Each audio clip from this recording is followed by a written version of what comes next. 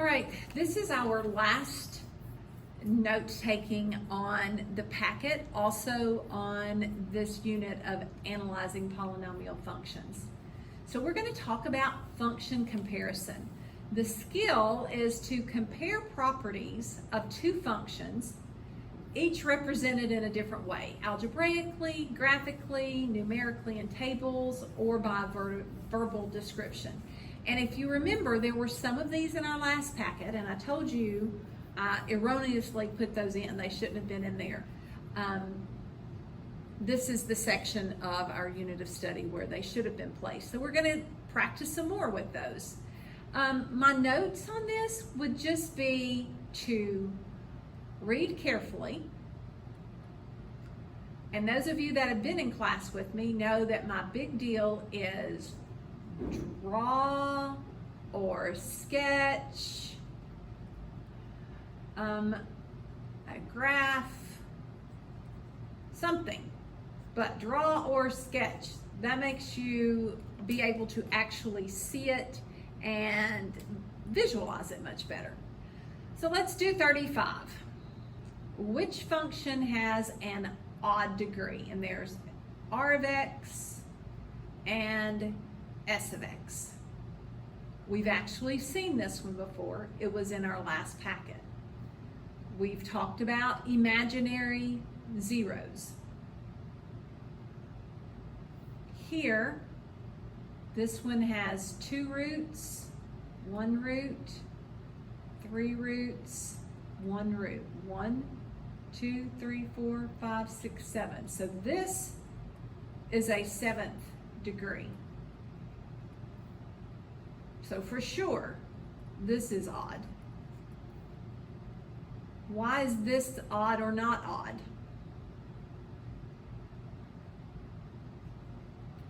Imaginary zeros are always in a pair. So that means this would be an even because it would always have even number of roots. Okay, let's look at this. P of x, I think this was left, no, here's r of x. All right, analyze these functions.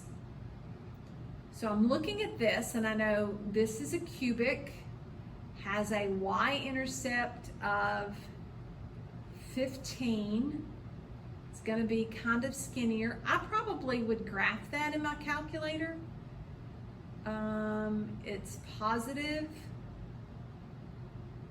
So I know it's doing that. This one, I'm going to graph this. So 0 and -1, 1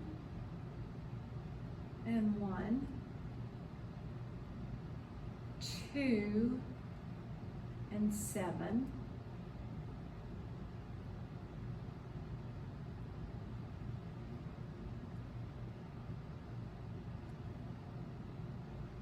and then -1 and 1, and -2 and 7.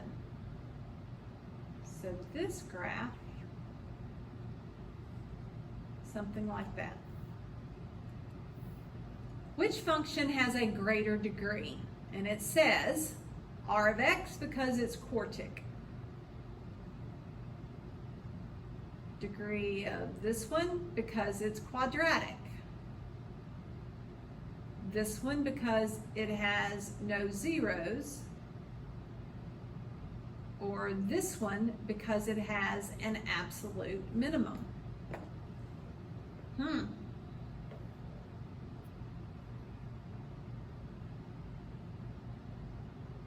So let's start eliminating. The degree of r of x is greater because it's quartic. I know it's an even degree because it ends in the same direction. Let's look at B. The degree of P of x is greater because it's quadratic. Well, we know that's not true because it's cubic. The degree of P of x is greater because it has no zeros. If you graph that, you will see it does have a 0 somewhere here. Let's see. Let me graph it. I've not done that yet. So why don't you get out your calculators and let's graph this so that we can verify that this has zeros. Minus 2x squared plus 15. Yep, it has a 0, and my 0 is at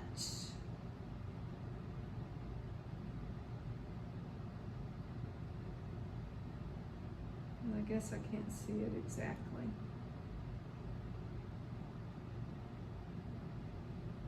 But it does have a 0. So we're going to mark that out. The degree of R of x is greater because R of x has an absolute minimum. Would that be a reason for this to be greater than that? Because if this were a quadratic, it would still have an absolute minimum. But if I knew the equation and it was a quadratic, this would be greater. So I'm going to have to default to that one. I know this is not a cubic or because it's ending in this direction. Could that be a quadratic? No, because if this were 2, this would be 4. This were negative 2, this would be 4. So I know it's not a quadratic. So it has to be at least a quartic. Does that make sense why we're not choosing this one? Just because it has an absolute minimum does not make it a degree greater than this, because I could have a quadratic with an absolute minimum. Okay, let's look at 46. I was just going to do one of these that deals with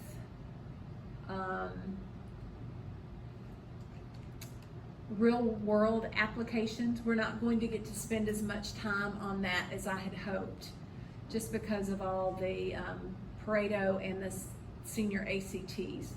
So let's look at this.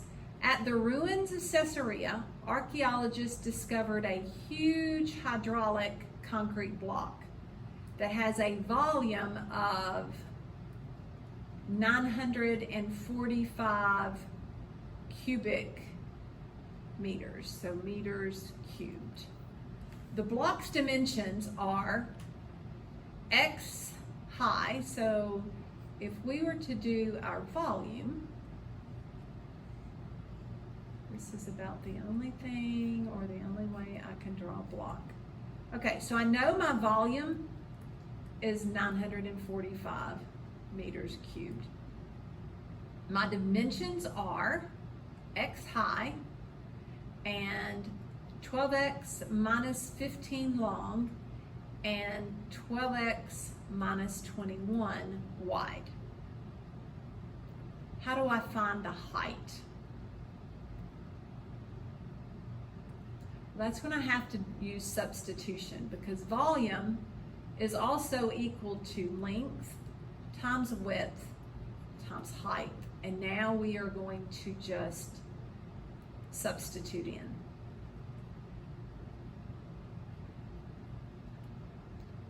So what's my volume? 945. What is my length? Maybe it's 12x minus 15. And my width is 12x minus 21. And my height is x.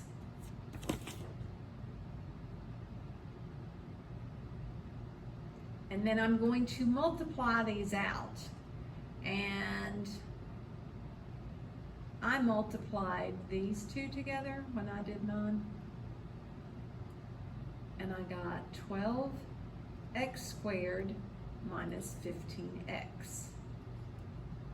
And then I multiplied that by 12x minus 21.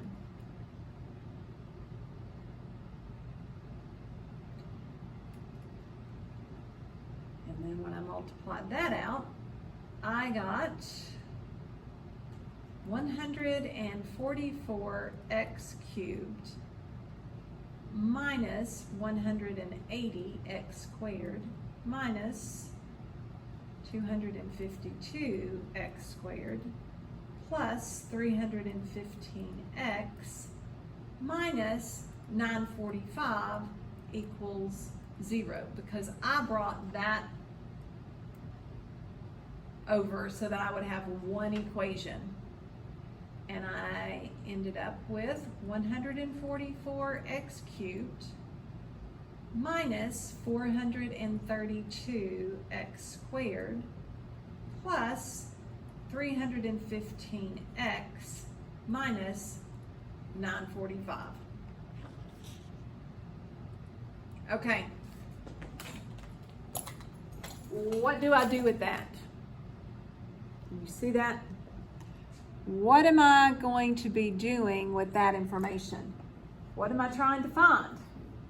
If I've got it set equal to 0, that means I want to find my 0. So I'm trying to find my x value because x is what my height is. So what should I do? There's not a greatest common factor because that's even, odd, odd. So I'm not going to be able to get a 5 or a 2 out of those. There's not an x everywhere, so I'm going to graph it. Put that in your graphing calculator, and what are you looking for when you do that?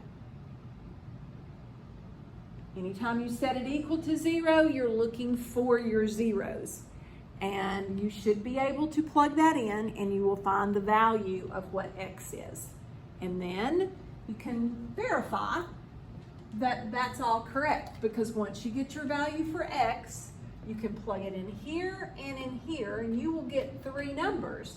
And when you multiply those 3 numbers together, you should get your volume of 945. So try that. Okay, the last one, I just want you to look at this. This is a business application. For the 12 years that a grocery store has been open, its annual revenue. We're going to learn how to read these problems. Its annual revenue, R, in millions of dollars, can be modeled by this function. You don't have to come up with this function. It's given to us. But we want to know how to read it. Where T is the number of years, that's my time, since the store opened. In which year was the revenue 1.5 million? So what could you do with that? For the 12 years that a grocery store has been open, its annual revenue can be modeled where T is the number of years since the store opened. In which year was the revenue 1.5 million? Remember, these are our X's. This is our Y. So couldn't you graph the equation? And then what are we looking for?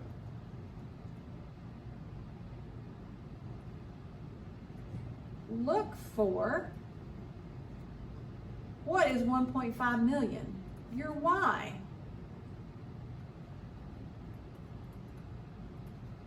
And then see what X is.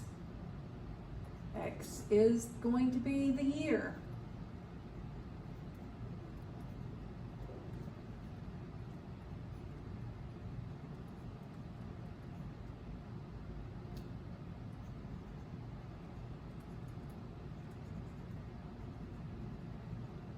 So when you do that, you will look in your output column, your Y, at 1.5 million, because that's what it's telling me I'm looking for, a revenue of that. And then I will find what my T value is, because that's my X, but my T is my time. Okay, that's it for our instruction for the week. I hope to get all of these posted on Monday, and y'all can just look at them throughout the week as you need to. Again, your test over this material for my distance learners will be next Monday. And I will have in-class learners that will test both on Friday and Monday of next week. Y'all have a great week.